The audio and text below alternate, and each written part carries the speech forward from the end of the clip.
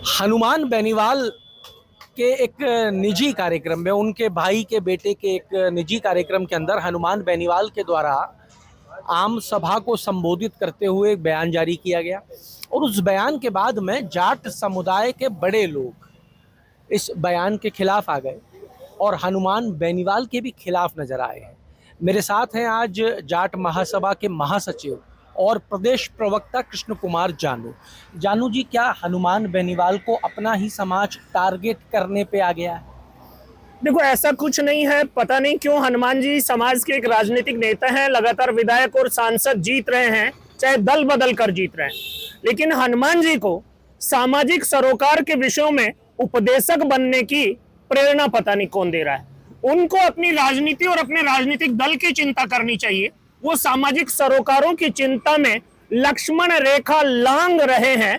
समाज के बड़े लोगों को, जिनकी शादी में जाते हैं, उन्हीं को उपदेश देने लगे कि अंतरजातीय विवाह मत करो।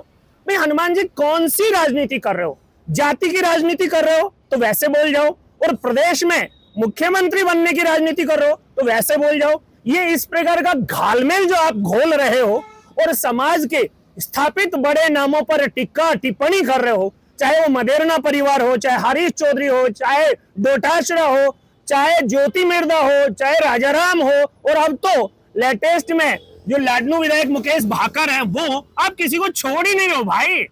आप लगातार 2 बार चुनाव जीते हो, 2 बैसाखियों के सहारे। पहले भाजपा बैसाखी थी, अब कांग्रेस बैसाखी है। आपको उपदेश की राजनीति नहीं करनी है समाज को। आप जो राजनीतिक प्लेटफॉर्म पे काम कर रहे हैं और उसमें जोड़ तोड़ की जो सफलता है उसको मेंटेन करो, आगे बढ़ाओ, हमारी भी सद्भावनाएं हैं। लेकिन समाज में कौन किससे शादी करेगा, कैसे करेगा, आप हनुमान बेनीवाल तक सीमित रहो। आप तेजाजी महाराज मत बनो हनुमान जी। नहीं साहब, पर समुदाय तय करेगा कि हनुमान बेनीवाल क्या बोले और क्या ना बोले। नहीं, ये विषय ये नहीं है। हनुमान बेनीवाल समाज के स्थापित नामों पर छिट्टा कसी टीका टिप्पणी करे तो समाज की प्रतिक्रिया भी आएगी। आपने सवाल किया हनुमान को लपेट रहे हो, साध रहे हो, ऐसा कुछ नहीं है। हनुमान के प्रति राजनीतिक सद्भावना मेरी भी है, बहुत लोगों की हो सकती है, लेकिन सामाजिक सरोकार के विषयों पर हनुमान की टिप्पणी जो है वो अतिरेक पूर्ण है, अतिशयोक्तिपूर्ण है। और जानू जी, एक चीज बताओ, एक टिप्पणी हनुमान बेनीवाल ने की तो उसके ऊपर आज बहुत सी टिप्पणियां और आई हैं, बहुत से बयान और आए हैं। हनुमान बेनीवाल तो एक टिप्पणी और करता आ रहा है निरंतर कि मैं अकेला लड़ रहा हूं, मेरा साथ कोई नहीं दे रहा है। उस समय आपके बड़े नामों ने कभी हनुमान बेनीवाल के फेवर में टिप्पणी क्यों नहीं की? देखो आशीष जी, हनुमान छात्र जीवन की राजनीति विश्वविद्यालय से शुरू किए थे, तब उनके सहयोगी कौन थे? उनके फाइनेंशियल कहो या पॉलिटिकल कहो सहयोगी कौन थे? मैं एक घटना बताता हूं।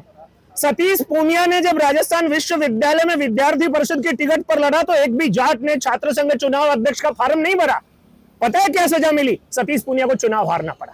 जिस प्रकार की अतिरेकपूर्ण जातिवादी राजनीति वक्तव्य हनुमान जी दे रहे हैं, वो जाटों को राजनीतिक लाभ कम नुकसान अधिक कर रहे हैं। और प्रत्यक्ष है जिन पर कर रहे हैं उनमें कुछ कांग्रेस के नेता हैं, कुछ बीजेपी के नेता हैं। राजाराम जी तो समाज और संगठन के तब से नेता हैं, 40 साल से। और राजाराम जी पर जिस प्रकार की वो टिप्पणी कर रहे हैं, वो इस बात का संकेत है कि हनुमान जी को तय करना होगा आरएलपी का नेता रहना है या जाट महासभा का नेता बनना है। दोनों में फर्क क्या हुआ साहब? आरएलपी का नेता जाट महासभा का नेता नहीं हो सकता? हो क्यों नहीं सकता? समाज के विषय में, समाज के निर्णयों पर, व्यक्तिगत निर्णयों पर सामाजिक व्यक्ति को नहीं बोलना चाहिए। बाकी समाजों में भी नहीं बोले हैं। जब माननीय भैरव सिंह जी को राजस्थान के रजवाड़े नेता नहीं मानते थे, उन्होंने जनता को साथ लिया तो सारे रजवाड़े भैरव सिंह जी को नेता मानने लगे। आज हनुमान बेनीवाल बाकी जातियों पर टिप्पणी करके उनको भड़का रहा है, राजपूत के खिलाफ बोल रहा है। अभी मुकेश भाकर को लेकर मीणाओं के खिलाफ बोल गया। हनुमान जी को क्या पड़ी है? अपना दल बढ़ाए, अपना समन्वय बढ़ाए, जाट उसे अपने आप मानेंगे। जबरदस्ती डरा के, पुतला जला के, नारे लगा के कोई किसी को नेता नहीं मनवा सकता। क्या लगता है आपको कि आने वाले 2028 के अंदर एक बयान और भी है हनुमान बेनीवाल का कि 2028 के बाद में विचार करना पड़ेगा कि आरएलपी का क्या होगा? आज जो जिस तरीके से जाटों के अंदर रोष है उस बयान को लेकर, क्या लगता है 28 में क्या नजर आ रहा है फिर? देखो, अभी ऐसा कुछ नहीं है, कोई रोष जैसी बात नहीं है। हनुमान और हनुमान के जो समर्थक हैं वो अतिरेकपूर्ण बयानबाजी करके समाज को ही तोड़ रहे हैं। समाज के स्थापित बड़े पुराने लोगों को वो अनसंट बोलेंगे और खुद नेता बन जाएंगे, ऐसा तो संभव नहीं है। वो कह रहे हैं मैंने आज हटा दिया, उसको बनाया किसने? तो ये सवाल बहुत ही बेहुदा और अतिरेकपूर्ण है। हनुमान जी खुद इस विषय का आंकलन करें कि उन्हें यह वक्तव्य देने की जरूरत क्या है और इस वक्तव्य से उन्हें पॉलिटिकल लाभ क्या है। अगर समाज बंट रहा है तो हनुमान जी को लाभ होने वाला है, कोई तीसरा उनको पंप कर रहा है, वो बोल रहे हैं और लाभ वो लेगा। पता नहीं हनुमान जी ऐसा क्यों कर रहे हैं। तो आपको क्या लगता है किस तरीके से चलना चाहिए, क्या करना चाहिए? देखो, जो जिस प्रकार की हनुमान जी की राजनीति है, उन्हें समन्वय की पॉलिटिक्स ही करनी होगी। बाकी जातियों बना में के रखो, बना के रखो, कम से कम वर्तमान बयानबाजी से तो खुद को दूर रखो। पर जानू जी अगला तो ये भी पूछता है ना कि जब मेरा साथ ही नहीं देते हो, जब वो समय आता है, जब साथ देने की बात होती है, वो कहता है कि मैं सबका साथ देता हूँ, पर जब साथ देने की बात आती है तो सब मेरा साथ छोड़ देते हैं, तो बना के रखने का फायदा क्या हुआ? हनुमान जी बिना भेदभाव के, बिना जाति पंथ के सहयोग करते हैं, सब 36 कौम का करते हैं, ये बात से इनकार नहीं है, लेकिन वो सहयोग की अपेक्षा जातों से करते हैं। कोई ये पूछ ले हनुमान जी आपके सामने भी तो जाट ही लड़ता है। अरे भाई, बाड़मेर में भी जाट के सामने जाट लड़ता है, सीकर में भी लड़ता है, चूरू में भी लड़ता है, झुंझुनू में भी लड़ता है। आप सारे जाटों को जेब में डाल लें, राजस्थान में 3-4 जाट महासभाएं काम करती हैं, आप सबको अपनी जेब में डाल लें, ना तो वो आपको नेता मानेंगे और ना आप नेता बन पाएंगे। आप सबके साथ कोऑर्डिनेशन की पॉलिटिक्स करेंगे तो हम जैसे जो चाहते हैं कि नहीं हनुमान में कुछ संभावना है या कुछ उम्मीद है, राजनीतिक क्षेत्र में हनुमान एक अच्छा विकल्प उभर रहा है, तो हनुमान को उस फील्ड में ही चिंतन और मनन करना चाहिए। सामाजिक भजनोपदेशक नहीं बनना चाहिए। सब ये एक अंतर जातीय विवाह, केवल इसी को लेके मुझे लग रहा है कि ये पूरा का पूरा जो विवाद है वो खड़ा हुआ है। ये अंतर जातीय विवाह जाट समुदाय के अंदर या जाट समुदाय बाहर जाके शादियां कर रहा है, ये इतना बड़ा विषय आज के ज़माने में आपके समाज में क्यों बना हुआ है? देखो, मुझे नहीं समझ में आता। पिछले दिनों दिल्ली में जाट महासभा अखिल भारतीय की और गुर्जर महासभा अखिल भारतीय की जॉइंट बैठक हुई थी। उसमें फैसला हुआ था कि अब हम रोटी बेटी का व्यवहार कर सकते हैं। एक तरफ राजाराम जी के नेतृत्व में हम लोग भी उस सम्मेलन में गए थे, हम दूसरे समाजों को जोड़ने की बात कर रहे हैं, हनुमान राजनीतिक दल चला रहे हैं और दूसरे समाजों से खुद को तोड़ने की बात कर रहे हैं। मुझे तो उनकी पॉलिटिक्स किसी दूसरे के द्वारा प्रायोजित हैंडल लगती है। अगर खुद के द्वारा होती तो इतनी कॉमन सेंस की समझ तो उनमें होती। 4-5 चुनाव लड़े हैं, जीते हैं।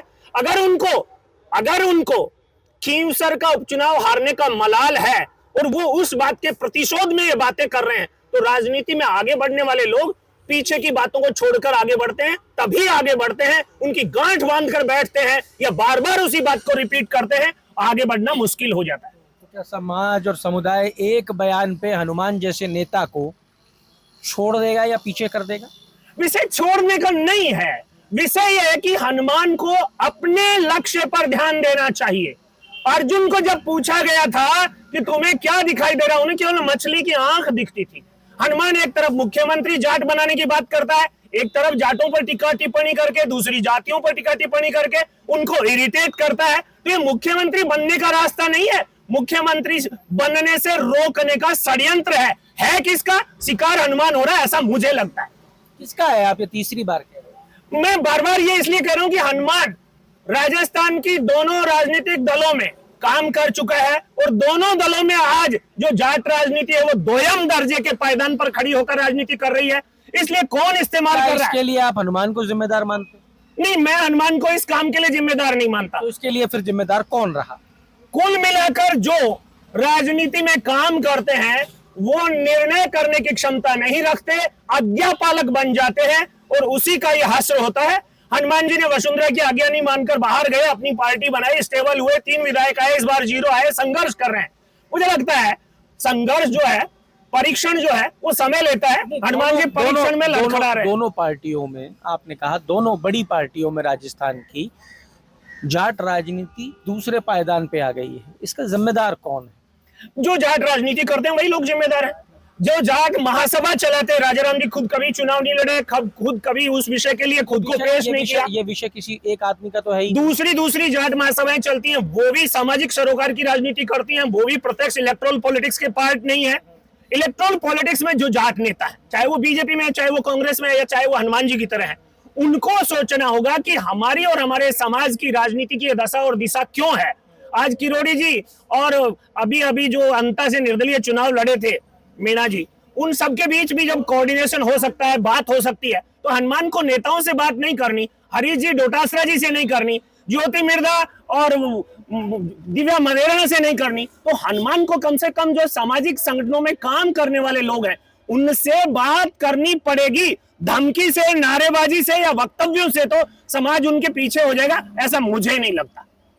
जिम्मेदार कौन हुआ उन दोनों पार्टियों के अंदर जो द्वंद्व जिनको राजनीति करनी है वो जिम्मेदार है, वो अपने निर्णय क्षमता को छोड़कर आज्ञापालक बने, ये उनकी गलती है। तो कहीं न कहीं इस सारे विषय में हनुमान जी बाहर जाकर पॉलिटिक्स भी कर रहे हैं और समाज से अतिरेक पूर्ण अपेक्षा भी कर रहे हैं। उन्हें बैलेंस खुद को करना होगा अगर आगे बढ़ना है और अपनी पार्टी के आधार पर जाट को मुख्यमंत्री बनाने के अपने स्लोगन को इंप्लीमेंट करना है, तो सबको साध कर चलना हनुमान जी की ही जिम्मेदारी है। जाट महासभा जाट समुदाय पे किसी भी राजनीतिक नेता के द्वारा की गई टिप्पणी को स्वीकार करेगा या नहीं, चाहे वो नेता आपके समुदाय का ही हो। देखो, कुल मिलाकर के जाट समाज के ये जो निहायत निजी मामला है, ये सामुदायिक आक्षेप नहीं है।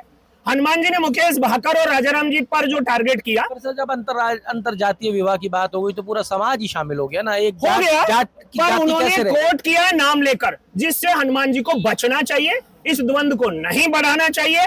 और समझदार राजनेता के लिए ये जो प्राइमरी आज जो सोशल मीडिया है, आज इलेक्ट्रॉनिक मीडिया है, हनुमान जी और राजाराम जी के विवाद को बहुत अच्छे से बेच रहा है।